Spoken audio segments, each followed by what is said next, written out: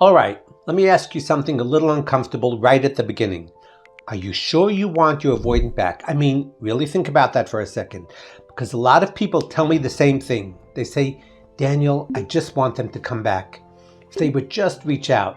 And look, I understand that feeling. Honestly, I really do. Because when someone disappears on you, when someone pulls away, when someone breadcrumbs you, your brain goes into this strange place where it starts asking the same questions over and over again. Did they ever love me? Do they miss me? Are they thinking about me? Will they come back? And your mind starts building this picture, this idea that if they just came back, everything would finally make sense. But let me tell you something most people don't think about. When avoidants come back, the story usually doesn't restart from the beginning. It restarts from where it broke. And that's the part people aren't prepared for. Think about this for a second. You imagine this moment when they come back and suddenly they're different. Suddenly they're open. Suddenly they're affectionate. Suddenly they're clear. But that's not usually what happens. Most of the time when an avoidant comes back, the first thing they're actually doing is something very simple. They're checking if the door is still open. That's it. They're not necessarily coming back with a big emotional realization. They're not necessarily coming back with closure. They're asking something much quieter. Can I still come back here? And if the door is wide open, they step in slowly. Maybe they send a message, hey. Maybe they react to one of your posts. Maybe they say something light. Maybe they say something nostalgic. And suddenly your brain explodes again. What does this mean? Are they trying again? Do they miss me? Are we getting back together? And look, I want you to really see what's happening in that moment. Because it's not just about them. It's about what happens inside you. Your nervous system wakes up.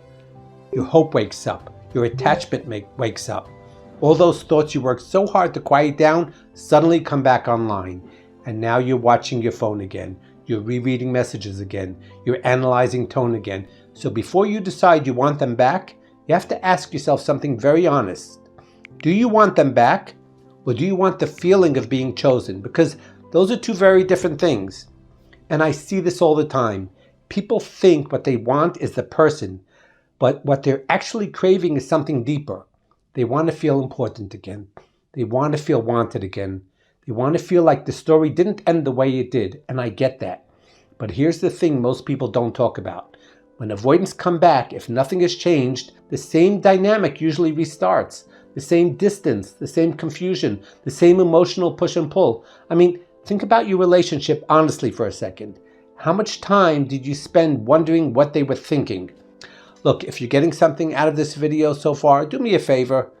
Hit the like button, follow the channel, subscribe if you haven't already, and share this with someone who might need to hear it, because a lot of people are sitting alone right now asking these exact questions. And sometimes just hearing someone explain what's going on can make a huge difference. All right, back to this. Let me tell you something really important. When avoidants come back, they're often not asking, do I want a relationship with this person? They're asking something much quieter. Is this person still safe for me to return to? Safe meaning you're not angry, you're not rejecting them, you're still emotionally available. And once they know the door is open, the real question begins. Because now you have to decide something. Do you want the same relationship again, or do you want something different?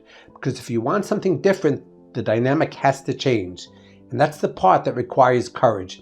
Because the moment they come back, the easiest thing in the world is to go back to the old pattern, to be extra understanding, extra patient, extra forgiving, to say it's okay, to pretend nothing happened. But honestly, that's usually the moment that decides whether the cycle repeats. Because if nothing is spoken, nothing actually changes. And look, I'm not saying avoidants never come back differently. Sometimes they do. Sometimes people grow. Sometimes people realize what they lost. Sometimes people come back with clarity. But here's the honest truth. You won't know which one it is until you see how they show up now. Not how they showed up before. Not what they say in the first message. But how they actually behave when the connection restarts again. Are they open? Are they consistent? Are they willing to talk about the past? Or are they slipping quietly back into the same distance? Those answers matter a lot, more than the fact that they came back. So if you're sitting there wondering right now, will they come back? Are they thinking about me? What would I do if they reached out? Just slow down for a second and ask yourself a different question. If they came back tomorrow, would you want the same relationship again? Or would you need something different this time? Because that answer will tell you a lot about where you actually are in your healing. And look, if you're struggling with this, if you're stuck in those thought loops, if you're trying to figure out what's really going on in your relationship or in your own head, you don't have to do it alone. You can book a one-on-one session with me through the link in my bio, or you can reach out through Pop Call for chat, voice, or video.